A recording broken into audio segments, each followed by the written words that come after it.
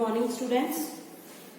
Last lecture में हम लोगों ने डिस्कस किया था general properties of transition elements and general trends in their properties. तो general trends in their properties में हमने सबसे पहले एटॉमिक रेडियाई के बारे में पढ़ा था एंड आज हम करेंगे आयनिक रेडियाई। आयनिक रेडियाई के बारे में देखेंगे हम ionisation energy of transition elements, metallic character, transition elements का metallic character, then colour complexes, colour complexes, density and volume,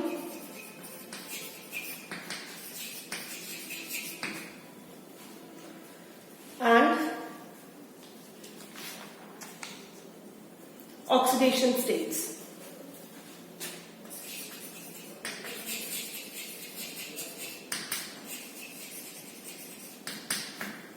oxidation state. तो लास्ट लेक्चर में जो हमने एटॉमिक रेडियाई के बारे में पढ़ा था तो वो ये था कि जैसे जैसे हम पीरियड के अंदर 3D, 4D and 5D series में मूव कर रहे हैं तो सबसे पहले एटॉमिक रेडियाई हमारी मिडिल तक डिक्रीज करती है, उसके बाद उसकी वैल्यू कांस्टेंट रहती है एंड लास्ट में जैसे जिंक 3D सीरीज की मैं बात करूं लास्ट में उसका एकदम से इंक्रीज होता है एटॉमिक रेडियाई का। इसका रीजन हमने देखा था attractive forces, nuclear attractive forces and repulsive forces था। ये कि जैसे जैसे हमारा नंबर ऑफ प्रोटॉन्स बढ़ रहे थे मिडिल ऑफ सीरीज तक क्या था, हमारे न्यूक्लियर जो अट्रैक्टिव फोर्स था वो ज्यादा स्ट्रॉन्ग था, नंबर ऑफ प्रोटॉन्स हमारे बढ़ रहे थे। इसी वजह से जो आउटर मोस्ट शेल थी हमारी 4s शेल के अंदर जो इलेक्ट्रॉन्स थे वो मोर ये attractive nuclear attractive force feel कर रहे थे। इस वजह से हमारे जो आयनिक एटॉमिक रेडियाई का साइज था वो क्या हो रहा था, डिक्रीज हो रहा था। लेकिन जैसे जैसे हमारा आयरन के मैंगनीज के बाद जैसे हम आयरन पे मूव कर रहे थे तो यहाँ पर क्या है, नंबर ऑफ अनपेयर्ड इलेक्ट्रॉन्स कम हो रहे थे, पेयरिंग ऑफ इलेक्ट्रॉन्स हो रही थी यहाँ पर। तो क्योंकि डी के अंदर कितने इलेक्ट्रॉन्स होंगे 6, तो यहाँ पर पेयरिंग ऑफ इलेक्ट्रॉन्स हो रही थी। पेयरिंग की वजह से रिपल्सिव फोर्सेस क्या हो रहे थे, इंक्रीज हो रहे थे। लेकिन रिपल्सिव फोर्सेस इतने भी इंक्रीज नहीं हो रहे थे आयरन, निकल और कोबाल्ट तक कि वो अट्रैक्टिव फोर्सेस को ओवरकम कर जाए। दोनों के अंदर बैलेंस था अट्रैक्टिव एंड रिपल्सिव फोर्स में, तो इस वजह से आयरन, निकल एंड कोबाल्ट की जो एटॉमिक रेडियाई थी वो ऑलमोस्ट कांस्टेंट थी। उसके बाद जैसे ही हम कॉपर एंड जिंक पर मूव कर रहे थे तो यहाँ पर जो मैग्नीट्यूड है रिपल्सिव फोर्सेस की, क्योंकि नंबर ऑफ अनपेयर्ड इलेक्ट्रॉन बहुत कम होंगे, यहाँ पर एक नंबर ऑफ अनपेयर्ड इलेक्ट्रॉन है। अगर उसकी इलेक्ट्रॉनिक कॉन्फ़िगरेशन देखिए तो 4s में सिर्फ 1 है एंड 4d 10 और यहाँ पर कंप्लीट पेयरिंग ऑफ इलेक्ट्रॉन है। तो यहाँ पर पेयरिंग ऑफ इलेक्ट्रॉन की वजह से रिपल्सिव इंट्रैक्शन जो है इलेक्ट्रॉन्स के बीच में वो इंक्रीज हो रही है, उनकी मैग्नीट्यूड। अट्रैक्टिव फोर्सेस जो न्यूक्लियर चार्ज की वजह से है वो कम हो रहा है। इस वजह से जो उनकी एटॉमिक रेडियाई है जिंक की लास्ट में वो इंक्रीज हो रही है। तो ये हमने एटॉमिक रेडियाई के बारे में देखा था। तो अब हम आयनिक रेडियाई को कैसे एक्सप्लेन करेंगे। जो आयनिक रेडियाई है वो भी सेम ट्रेंड फॉलो करेगी जैसे हमारे एटॉमिक रेडियाई ट्रेंड को फॉलो कर रही थी। जो आयनिक रेडियाई है वो डिक्रीज करेगी मिडिल तक एंड उसके बाद जो आयनिक रेडियाई है वो डिक्रीज करेगी मिडिल तक एंड उसके बाद वो क्या इंक्रीज करना शुरू करेगी। लेकिन आयनिक रेडियाई को हम बेसिकली 3 आप यूं लगाओ हेडिंग्स के अंदर हम डील करेंगे कि आयनिक रेडियाई किन किन फैक्टर्स पर डिपेंड करती है। तो सबसे पहले अगर मैं सेम ऑक्सीडेशन की सेम मेटल एलिमेंट की बात करूं, जैसे मान लो मैंने टाइटेनियम को लिया, टाइटेनियम +2 एंड टाइटेनियम +3, तो यहाँ पर क्या है, एलिमेंट जो है वो हमारा सेम है, वेरिएशन क्या हो रही है सिर्फ ऑक्सीडेशन स्टेट की। अगर एलिमेंट सेम है, सिर्फ ऑक्सीडेशन स्टेट हमारी चेंज हो रही है, तो हम ये कहेंगे higher the oxidation state lesser will be the ionic radii of that element. तो यहाँ पर इसकी ऑक्सीडेशन स्टेट क्या है +3 और यहाँ पर इसकी ऑक्सीडेशन स्टेट है +2। तो हायर ऑक्सीडेशन स्टेट +3 वाला तो इसकी एटॉमिक रेडियाई क्या होगी, कम होगी एज कंपेयर टू +2 से। तो सेम एलिमेंट के अंदर हम जैसे जैसे ऑक्सीडेशन स्टेट बढ़ेगी तो उसकी आयनिक रेडियाई जो है वो डिक्रीज होती रहेगी। एक फैक्टर इसका ऑक्सीडेशन स्टेट से हम आयनिक रेडियाई को एक्सप्लेन करते हैं। दूसरा फैक्टर ये है कि अगर मैं सीरीज के अंदर डिफरेंट मेटल एटम्स को कंसिडर करूं, जैसे टाइटेनियम है, वेनेडियम, मैंगनीज की बात करूं, ठीक है, सॉरी उससे पहले क्रोमियम, फिर मैंगनीज की बात करूं, और इनकी ऑक्सीडेशन स्टेट जो है वो मैं common oxidation state, that is +2 +2 +2 and +2। अगर मैं यहाँ पर एटॉमिक आयनिक रेडिएशन की आयनिक रेडियाई की वेरिएशन देखूं, having a same different element with same oxidation state, तो जो सीरीज के अंदर एटॉमिक रेडियाई का हमने ट्रेंड देखा था, attractive and nuclear attractive force and electronic repulsive forces से, वो सेम एक्सप्लेनेशन हम यहाँ पर देंगे कि जैसे जैसे हम मिडल तक जाएंगे तो इनकी आयनिक रेडियाई जो क्या है वो डिक्रीज होगी, क्योंकि यहाँ पर न्यूक्लियर फोर्सेस जो है वो क्या है, डोमिनेंट है, न्यूक्लियर अट्रैक्टिव फोर्स डोमिनेंट है।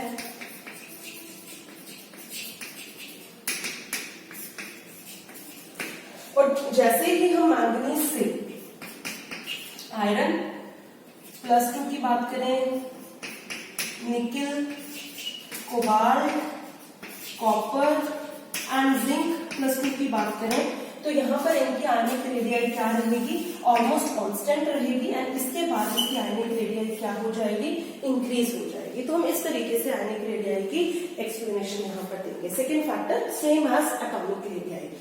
नेक्स्ट थर्ड फैक्टर की अगर मैं बात करूं, अगर मैं ग्रुप के अंदर कंपेयर करूं, जैसे ये तो हम सीरीज सेम मेटल एलिमेंट को लेकर वेरिएशन विद ऑक्सीडेशन स्टेट के साथ कंपेयर कर रहे थे आयनिक रेडियाई को, यहाँ पर हमने डिफरेंट मेटल एटम्स लिया with having a same oxidation state हम कंपेयर कर रहे थे।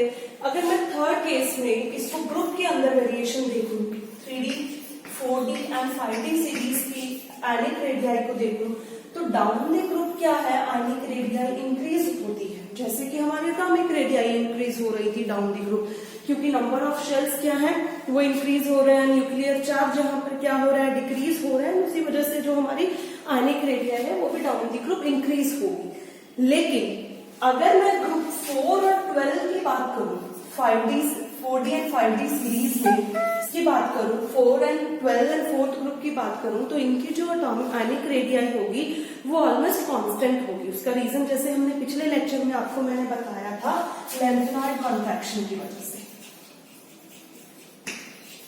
क्योंकि यहाँ पर 4f ऑर्बिटल्स की क्या हो रही है, इलेक्ट्रॉन्स की फिलिंग हो रही है 4f ऑर्बिटल्स में, उस वजह से लेंथेनॉइड कॉन्ट्रैक्शन हो रही है। लेंथेनॉइड कॉन्ट्रैक्शन की वजह से जो ग्रुप 4 एंड 12 है, 4 एंड 12 से, यानी कि लेंथेनम के बाद, यहाँ पर लेंथेनम है, लेंथेनम के बाद हेफेनियम से मर्करी तक अगर मैं आयनिक रेडियाई देखूं तो इनकी आयनिक रेडियाई क्या होगी, ऑलमोस्ट सेम होगी। सेम क्यों होगी, क्योंकि यहाँ पर 4f ऑर्बिटल्स की क्या हो रही है, इलेक्ट्रॉन्स की फिलिंग हो रही है। लेंथेनम एंड हेफेनियम के बीच में हमने बताया था कि 14 एलिमेंट है, 14 एलिमेंट्स जो बीच में आ रहे हैं, उनके अंदर जो इलेक्ट्रॉन है वो 4f में जा रहा है। इस वजह से जो हेफेनियम से मर्करी के तक जो एलिमेंट्स होंगे उनकी आयनिक रेडियाई क्या होगी, ऑलमोस्ट सेम होगी। सेम क्यों होगी, क्यों वहां पर लेंथेनॉइड कॉन्ट्रैक्शन होगा। तो इस तरीके से हम आयनिक रेडियाई को एक्सप्लेन करेंगे। फर्स्ट फैक्टर में हमने क्या कंसिडर किया, having a same element but with different oxidation state. Ionic radii, higher the oxidation state lesser will be the ionic radii. Second factor में हमने ये देखा, having a same oxidation state but metal elements are different. तो इस case में जैसे atomic radii का trend हम देख रहे थे, उसी तरीके से हम आयनिक रेडियाई का ट्रेंड देखेंगे। आयनिक रेडियाई डिक्रीज करेगी up to the middle of the series and then it remains constant and last में वो इंक्रीज करना शुरू कर देगी। उसका reason same nuclear attractive forces and electronic repulsive forces की वजह से।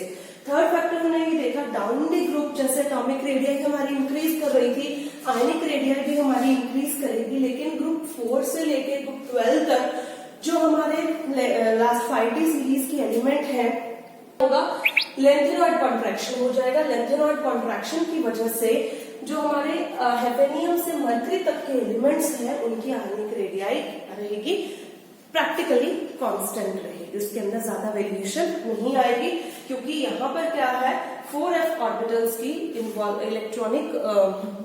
इलेक्ट्रॉन्स जो है वो 4f ऑर्बिटल्स में जा रहे हैं, उस वजह से यहाँ पर क्या हो रहा है, लेंथेनॉइड कॉन्ट्रैक्शन हो रहा है। तो इस तरीके से आने के लिए को हम एक्सप्लेन करते हैं। नेक्स्ट जो है हमारा factor that is volume and density. Volume और डेंसिटी को हम कैसे एक्सप्लेन करेंगे? एक मिनट।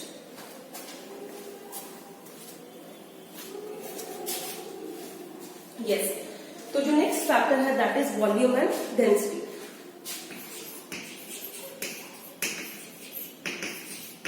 डेंसिटी एंड वॉल्यूम, हमें मालूम है कि डेंसिटी जो है that is inversely proportional to volume. Volume के इनवर्सली प्रोपोर्शनल है डेंसिटी।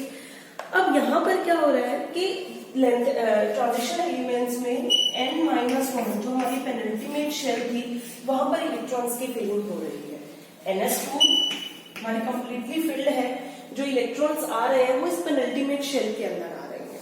और मैंने तुम्हें फर्स्ट लेक्चर में ये भी बताया था इसका जो स्क्रीनिंग इफेक्ट होता है d ऑर्बिटल्स का इस शेल का वो बहुत कम होता है।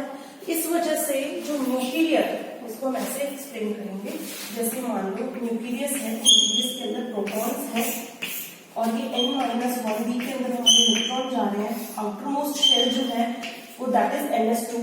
हमें इसकी और न्यूक्लियस और आउटर मोस्ट शेल की क्या देखनी है, अट्रैक्शन देखनी है। देखो जब जैसे जैसे हम इलेक्ट्रॉन्स की फिलिंग कर रहे हैं ट्रांजिशन एलिमेंट्स में, तो हमारे जो इलेक्ट्रॉन्स है वो n-1 d के अंदर जा रहे हैं, ठीक है। इसके अंदर हमारे इलेक्ट्रॉन्स की एंट्री हो रही है, तो इसका स्क्रीनिंग इफेक्ट क्या है, स्क्रीनिंग या शील्डिंग इफेक्ट लेस है, शील्ड नहीं कर पा रहा प्रोटॉन्स को, लेस शील्डिंग इफेक्ट है। इस वजह से क्या होगा कि जो आउटर मोस्ट शेल है और ये हमारा जो न्यूक्लियस है, इनके बीच में अट्रैक्शन बढ़ेगी, क्योंकि जैसे जैसे हम इलेक्ट्रॉन्स डाल रहे हैं हमारे नंबर ऑफ प्रोटॉन्स बढ़ रहे हैं, प्रोटॉन्स बढ़ रहे हैं तो हमारा न्यूक्लियर चार्ज बढ़ रहा है। इस वजह से जो अट्रैक्शन है इनके बीच में वो क्या हो रहा है, बढ़ रही है, मोर अट्रैक्शन हो रही है। अट्रैक्शन की वजह से क्या हो रहा है, साइज श्रिंक हो रहा है एलिमेंट का, एटम का साइज श्रिंक हो रहा है, तो उसकी वॉल्यूम क्या हो रही है, कम हो रही है। वॉल्यूम कम हो रही है तो उसकी डेंसिटी क्या होगी, इंक्रीज होगी। तो हम इस तरीके से इसको एक्सप्लेन करेंगे कि जो ट्रांजिशन एलिमेंट्स होते हैं उनकी डेंसिटी क्या होगी, ज्यादा होती है, मोर डेंसिटी। क्यों? क्योंकि जो इलेक्ट्रॉन है वो हमारा पेनल्टीमेट शेल के अंदर एंटर हो रहा है, इसका शील्डिंग इफेक्ट जो है वो कम हो रहा है, न्यूक्लियर चार्ज बढ़ रहा है, साइज श्रिंक हो रहा है, इस वजह से उसका डेंसिटी जो है ट्रांजिशन एलिमेंट्स की वो इंक्रीज हो रही है। अगर मैं इसकी ये तो सीरीज में हमने डेंसिटी को एक्सप्लेन किया। अगर मैं डेंसिटी को बोलूं डाउन द ग्रुप हम एक्सप्लेन करें, जैसे 3D 4D series and 5D series को, सीरीज के अंदर अगर मैं इसकी डेंसिटी को देखूं तो हम कैसे एक्सप्लेन करेंगे कि जैसे जैसे 3D 4D 5D की तरफ मूव कर रहे हैं एलिमेंट्स का एटॉमिक वेट जो है वो क्या हो रहा है, एटॉमिक वेट इंक्रीज हो रहा है। एटॉमिक वेट बढ़ने के कारण मतलब कि 3D सीरीज से 5D सीरीज तक जब हम जा रहे हैं तो ऑलमोस्ट डबल एटॉमिक वेट हो रहा है। जैसे डबल एटॉमिक वेट हो रहा है तो उसकी डेंसिटी भी क्या हो जाएगी, इंक्रीज हो जाएगी। क्लियर? इस तरीके से density down the group increase होगी। फर्स्ट फैक्टर ये है। सेकेंड फैक्टर ये है कि जैसे जैसे हम 5D सीरीज तक आए 3D सीरीज से, तो यहाँ पर मैंने आपको बताया 4s ऑर्बिटल्स की फिलिंग हो रही है, 4s ऑर्बिटल्स में इलेक्ट्रॉन की फिलिंग हो रही है। उस 4s ऑर्बिटल्स का स्क्रीनिंग इफेक्ट क्या है, बहुत ही पुअर स्क्रीनिंग इफेक्ट है, क्योंकि हम स्क्रीनिंग इफेक्ट को कैसे देखते हैं, S का सबसे ज्यादा है, P, D एंड F का जो स्क्रीनिंग या शील्डिंग इफेक्ट है वो बहुत ही पुअर है। तो इस वजह से क्या हो रहा है, लेंथेनॉइड कॉन्ट्रैक्शन हो रही है। लेंथेनॉइड कॉन्ट्रैक्शन की वजह से उनका साइज क्या हो रहा है, श्रिंक हो रहा है। जैसे मैंने पहले आपको आयनिक रेडियस के अंदर बताया, ऑलमोस्ट कांस्टेंट उनकी आयनिक रेडियस रह रही है, तो इस वजह से उनकी डेंसिटी भी क्या होगी, ज्यादा होगी और उनकी वॉल्यूम कम होगी। तो इस क्योंकि कॉम्पैक्ट हो जाएंगे, elements become compact lanthanoid contraction की वजह से, तो उनकी डेंसिटी बहुत ज्यादा हो जाएगी। तो सीरीज के अंदर हम डेंसिटी इंक्रीज हो रही है, अगर हम डाउन द ग्रुप चले तो भी उनकी डेंसिटी क्या होगी, इंक्रीज होगी। ऑल्दो उनका जो एटॉमिक वेट है वो क्या है, ऑलमोस्ट डबल है, एंड और क्या कहेंगे हम, लेंथेनॉइड कॉन्ट्रैक्शन हो रही है, साइज उनका श्रिंक हो रहा है, ऑलमोस्ट कॉम्पैक्ट साइज हो जाएगा, इस वजह से उनकी डेंसिटी भी इंक्रीज हो जाएगी। तो इस तरीके से हम डेंसिटी को एक्सप्लेन करेंगे। तो जो नेक्स्ट इसका फैक्टर है डेंसिटी के बाद, that is melting and boiling point. देखो डिपेंड करता है मेटालिक बॉन्ड के ऊपर, melting and boiling point.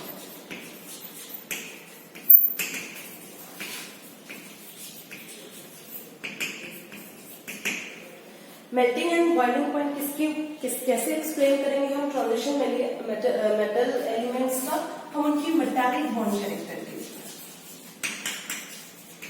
Metallic bond किस पे डिपेंड करेगी, नंबर ऑफ अनपेयर्ड इलेक्ट्रॉन्स। जाहिर सी बात है, जैसे जैसे नंबर ऑफ अनपेयर्ड इलेक्ट्रॉन्स हमारे बढ़ेंगे तो बॉन्डिंग हमारी क्या होगी, इंक्रीज होगी।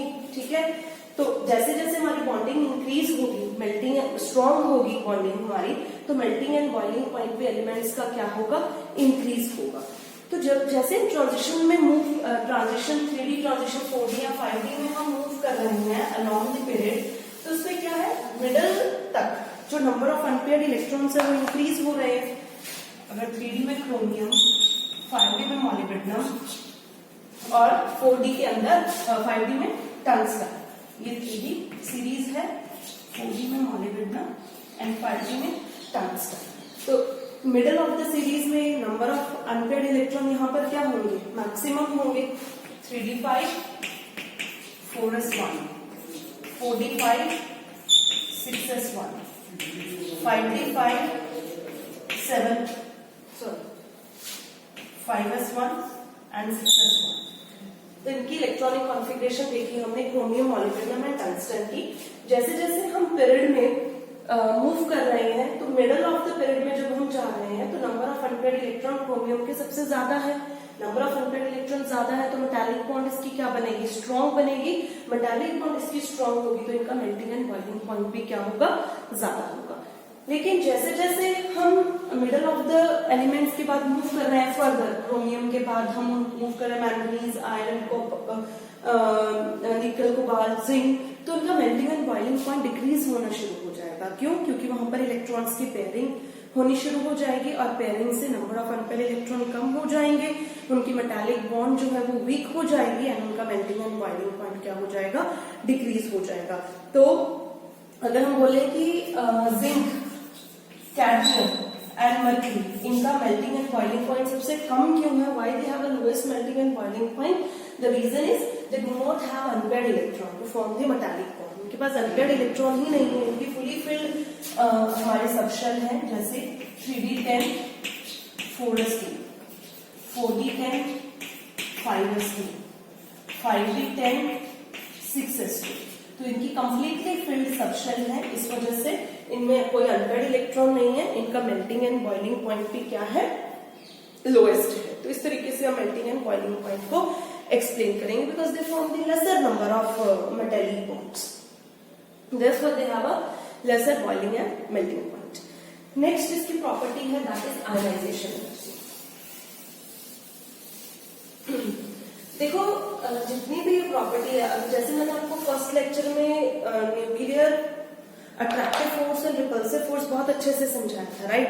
तो अगर आपको वो समझ में आ गए किन किन फैक्टर्स पर वो डिपेंड करता है और कैसे न्यूक्लियर और अट्रैक्टिव फोर्सेस हम पीरियड के अंदर वेरी कर रहे हैं, डाउन दी ग्रुप कैसे वेरी कर रहे हैं, तो आपको ये प्रॉपर्टीज बहुत आसानी से समझ आ जाएंगी, क्योंकि बार बार एक ही फैक्टर रिस्पॉन्सिबल है हर एक प्रॉपर्टी के अंदर, that is nuclear charge size कम हो रहा है, साइज बढ़ रहा है, डेंसिटी भी उसी के ऊपर डिपेंड कर रही है। हाँ, मेटेलिक बॉन्ड्स जो है वो नंबर ऑफ अनपेयर्ड इलेक्ट्रॉन्स पर डिपेंड कर रही है। तो कहीं ना कहीं आपको वो, अगर आपने वीडियो नहीं देखी है तो प्लीज आप nuclear charge and repulsive force वाली वीडियो देख लेना, आपको ये प्रॉपर्टीज जो है वो बहुत अच्छे तरीके से समझ आ जाएंगी। आयनाइजेशन एनर्जी, होप कि जैसे मैं nuclear charge and electron repulsive force की बात कर रही थी, उसी पैरामीटर पर जो है हमारी आयनाइजेशन एनर्जी बेस्ड है। जैसे जैसे हम पीरियड में मूव कर रहे हैं, हमारा न्यूक्लियर चार्ज इंक्रीज हो रहा है, अट्रैक्टिव फोर्सेस बढ़ रहे हैं, तो आयनाइजेशन एनर्जी भी क्या होगी, बट ऑब्वियस इंक्रीज होगी। जैसे हम डाउन द ग्रुप मूव करेंगे, जैसे मैंने लेंथ नॉट कॉन्ट्रैक्शन के बारे में बताया, उनका स्क्रीनिंग इफेक्ट क्या है, वहां पर पुअर स्क्रीनिंग इफेक्ट है, शील्डिंग इफेक्ट पुअर है f ऑर्बिटल्स का। तो उस केस में हमारी आयनिक रेडियाई जो है वो कम हो रही थी, सेम, क्योंकि कॉन्ट्रैक्शन हो रही थी, कॉम्पैक्ट साइज हो रहा था, अट्रैक्शन बढ़ रही थी, यही रीजन था। तो इसी वजह से आयनाइजेशन एनर्जी भी उनकी क्या होगी, ज्यादा होगी। आयनाइजेशन एनर्जी का मतलब क्या होता है, energy required to remove an electron from the outermost shell in its gaseous state. Gaseous state में हम कितनी एनर्जी चाहिए आउटरमोस्ट शेल के इलेक्ट्रॉन को रिमूव करने के लिए, दैट इज आयनाइजेशन एनर्जी. अब जितना हमारा न्यूक्लियर अट्रैक्टिव फोर्स ज्यादा होगा न्यूक्लियस से outer, this is nucleus positive charge, और आउटरमोस्ट शेल जैसे मान लो NS2 के अंदर इलेक्ट्रॉन प्रेजेंट है, अगर मेरा अट्रैक्टिव फोर्स ज्यादा है, ठीक है, अट्रैक्टिव फोर्स ज्यादा है, तो बट ऑब्वियस है कि हमें एनर्जी भी क्या चाहिए, ज्यादा चाहिए आउटरमोस्ट इलेक्ट्रॉन को, शेल में से इलेक्ट्रॉन को रिमूव करने के लिए. तो more nuclear charge, more will be the ionisation energy. तो कैसे वेरिएशन हो रही थी उनकी, अगर हम पीरियड में मूव करें तो हमारा न्यूक्लियर चार्ज बढ़ रहा था, आयनाइजेशन एनर्जी भी बढ़ेगी. अगर हम डाउन द ग्रुप मूव करें, हाँ हमारा साइज बढ़ रहा था, रिपल्सिव फोर्सेस भी कम हो रहे थे, 4D की आयनाइजेशन एनर्जी कम होगी 3D से कंपैरेटिवली. लेकिन जैसे हम 5D पर आएंगे सेम वही एक्सप्लेनेशन देंगे कि यहाँ पर लेंथेनॉइड कॉन्ट्रैक्शन हो रही थी, लेंथेनॉइड कॉन्ट्रैक्शन की वजह से साइज जो था वो फर्दर श्रिंक हो रहा था, न्यूक्लियर चार्ज बढ़ रहा था क्योंकि 4s ऑर्बिटल्स आ रहे थे, उनका course screening and shielding effect होता है, और इस वजह से उनकी आयनाइजेशन जो एनर्जी है वो भी as compare to 4D 5D elements की ज्यादा होगी. तो इस तरीके से हम आयनाइजेशन एनर्जी को एक्सप्लेन करते हैं. Excuse me.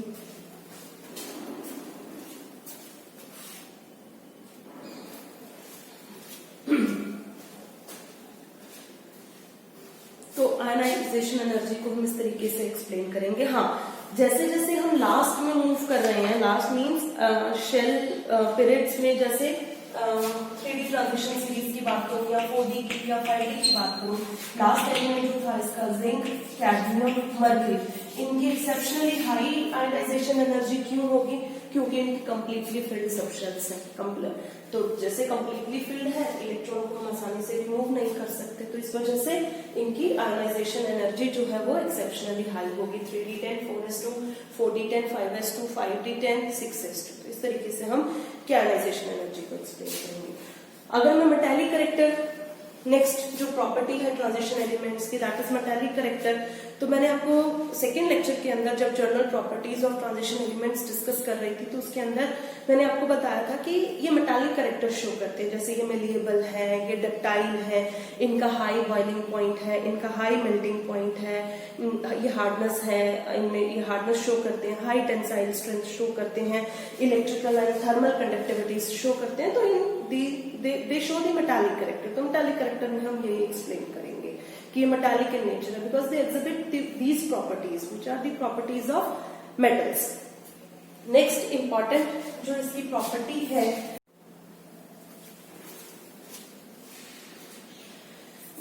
Yes, next important characteristic transition elements का है, दैट इज ऑक्सीडेशन स्टेट.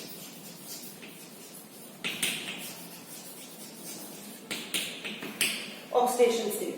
तो जो ट्रांजिशन एलिमेंट्स है वो वेरिएबल ऑक्सीडेशन स्टेट्स को शो करते हैं, जैसे +2, +3, +5 and so on.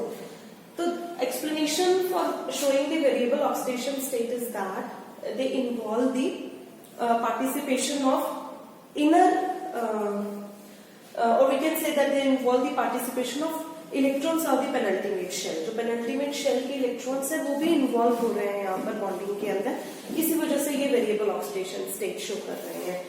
Penultimate shell में जो इलेक्ट्रॉन्स हैं that is n-1 this, and this is the general electronic configuration. तो जो पेनल्टीमेट शेल के अंदर हमारे इलेक्ट्रॉन्स हैं तो ये भी क्या हो रहे हैं, इन्वॉल्व हो रहे हैं बॉन्डिंग के अंदर. तो इस वजह से ये हमारी वेरिएबल ऑक्सीडेशन स्टेट शो कर रही है. जैसे एग्जांपल हम लें, फॉर एग्जांपल आयरन. आयरन जो है वो +2 एंड +3 के अंदर एग्जिस्ट करता है, फेरस एंड फेरिक फॉर्म के अंदर.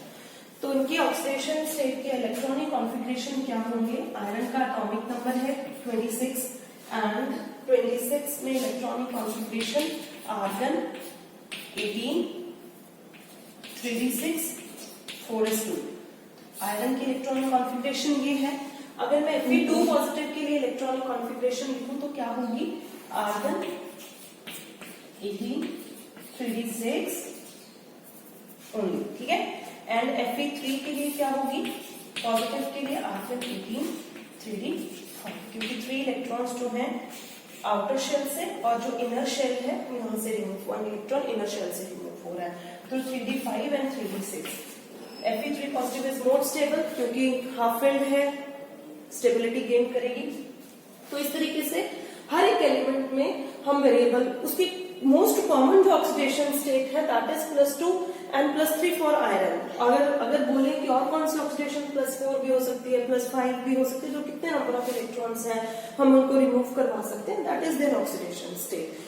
तो हर एक एलिमेंट की मोस्ट कॉमन ऑक्सीडेशन स्टेट होगी, जो आपकी बुक के अंदर एक टेबल बना हुआ होगा, उसके अंदर आप देखोगे कि मोस्ट कॉमन ऑक्सीडेशन स्टेट को उन्होंने ब्रैकेट जैसे बॉक्स के अंदर इनक्लोज किया हुआ है, और उसको डार्क बोल्ड से लिखा हुआ होगा मोस्ट कॉमन आयरन की +2 and +3 most common oxidation state है। तो इसी तरीके से हम oxidation state transition metal elements के एक्सप्लेन करते हैं कि उनके अंदर क्या है, इनर इलेक्ट्रॉन्स n-1d इलेक्ट्रॉन्स की पार्टिसिपेशन हो रही है NS2 के साथ साथ। तो इस वजह से वो नंबर ऑफ ऑक्सीडेशन स्टेट्स में एग्जिस्ट कर सकते हैं and they show the variable oxidation states. Okay, next इसकी जो प्रॉपर्टी है that is the coloured complexes. Transition elements जो है वो कलर्ड कंपाउंड्स बनाते हैं। कलर्ड कंपाउंड्स क्यों बनाते हैं, उसके लिए कलर्ड कंपाउंड थ्योरी है। उस थ्योरी आपके सिलेबस में नहीं है, सिर्फ एक्सप्लेन करने के लिए मैं आपको बता रही हूँ कि वो कलर्ड कॉम्प्लेक्सेस क्यों बनाते हैं। कोई भी एलिमेंट है, राइट, एटम है, उसके इसमें सबसे पहली जो important thing for transition element is that they have a partially field n-1d subshell. तो इनकी पार्शियली फिल्ड d सबशेल होने की वजह से जो इसके अंदर इलेक्ट्रॉन्स होंगे वो इलेक्ट्रॉनिक सर्टन लाइट को एब्सॉर्ब करेंगे, राइट, व्हाइट लाइट को एब्सॉर्ब करेंगे। व्हाइट लाइट को जो उन्होंने एब्सॉर्ब किया तो व्हाइट इलेक्ट्रॉन क्या हो जाएगा, एक्साइट हो जाएगा, एंड आफ्टर जो एक्साइटेशन होने के बाद वो सर्टेन अमाउंट ऑफ जिस लाइट को उसने एब्सॉर्ब किया है उसका कॉम्प्लीमेंट्री कलर वो शो करेगा आफ्टर एक्साइटेशन। क्लियर? कुछ जो लाइट आफ्टर एब्सॉर्प्शन ट्रांसमिट हो जाएगी, रेस्ट ऑफ द लाइट जो बच गई है एंड रिफ्लेक्ट हो जाएगी। तो एब्सॉर्ब्ड लाइट ही हमें सर्टेन कलर प्रोवाइड करेगी। जैसे मान लो आपने विद योर का नाम सुना होगा, ठीक है, विजिबल रीजन के अंदर कलर्स हैं और इनकी वेवलेंथ जो है इस तरीके से डाउन, जैसे हम वायलेट से रेड की तरफ जाएंगे तो उनकी वेवलेंथ इंक्रीज होगी, violet, indigo, blue, green, yellow, orange and red. तो इनकी वेवलेंथ क्या हो रही है, इंक्रीज हुई है। जैसे जैसे मान लो हमारे ट्रांजिशन एलिमेंट ने एब्सॉर्ब किया ग्रीन कलर की वेवलेंथ, ठीक है, ग्रीन कलर की वेवलेंथ को एब्सॉर्ब किया, तो जो उसका कॉम्प्लीमेंट्री कलर होगा, कॉम्प्लीमेंट्री कलर इसी थ्योरी के अंदर कॉम्प्लीमेंट्री कलर्स आते हैं। जैसे मान लो रेड एब्सॉर्ब किया है तो क्या है, ग्रीन लाइट को एमिट करेगा। अगर ब्लू एब्सॉर्ब किया है तो ऑरेंज को करेगा, येलो एब्सॉर्ब किया है येलो एब्सॉर्ब किया तो वायलेट कलर को एमिट करेगा। तो ये कॉम्प्लीमेंट्री थ्योरी है। तो इस वजह से इस तरीके से हम ये देखते हैं कि अगर ग्रीन कलर की वेवलेंथ उसने ऑब्जॉर्व की है पर्टिकुलर किसी भी मेटल आयन ने, तो डेफिनेटली जिसका कॉम्प्लीमेंट्री कलर है रेड, वो हमें रेड कलर देगा। अगर रेड को ऑब्जॉर्व किया है तो वो ग्रीन कलर शो करेगा। वो क्यों शो हो रहे हैं, क्योंकि उनके जो इनर शेल है, हमारी पेनल्टीमेट शेल है, उसके अंदर इलेक्ट्रॉन्स है। इलेक्ट्रॉन्स क्या है, इनकम्प्लीटली फिल्ड है। जैसे ही हम कोई लाइट, इंसिडेंट लाइट उसके ऊपर पास करवाएंगे मेटल आयन के ऊपर या एटम के ऊपर, तो उनके अनपेयर्ड इलेक्ट्रॉन्स क्या है, इंसिडेंट लाइट को एब्सॉर्ब करेंगे। एब्सॉर्ब करने के बाद एक्साइट हो जाएंगे, एक्साइटेशन से वो हमें सर्टेन कलर देंगे। जब वो एक्साइटेशन के बाद कुछ कलर एमिट करेंगे, वो कलर एमिट जो होगा वो उसको कॉम्प्लीमेंट्री कलर होगा। तो इस वजह से जो ट्रांजिशन मेटल एलिमेंट्स हैं वो हमारे क्या देते हैं, कलर कॉम्प्लेक्सेस को फॉर्म करते हैं। कलर कॉम्प्लेक्सेस को फॉर्म क्यों करते हैं, क्योंकि उनके जो इनर शेल है या हमारी पेनल्टीमेट शेल है वो हमारी पार्शियली फिल्ड है। तो इस तरीके से हम इनके कलर कॉम्प्लेक्सेस को एक्सप्लेन कर सकते हैं ट्रांजिशन एलिमेंट्स के। तो ये थी certain properties of transition element की। आज के लेक्चर के लिए इतना ही। तो नेक्स्ट लेक्चर में जो फर्दर प्रॉपर्टीज हैं हम उनको डिस्कस करेंगे। Thank you.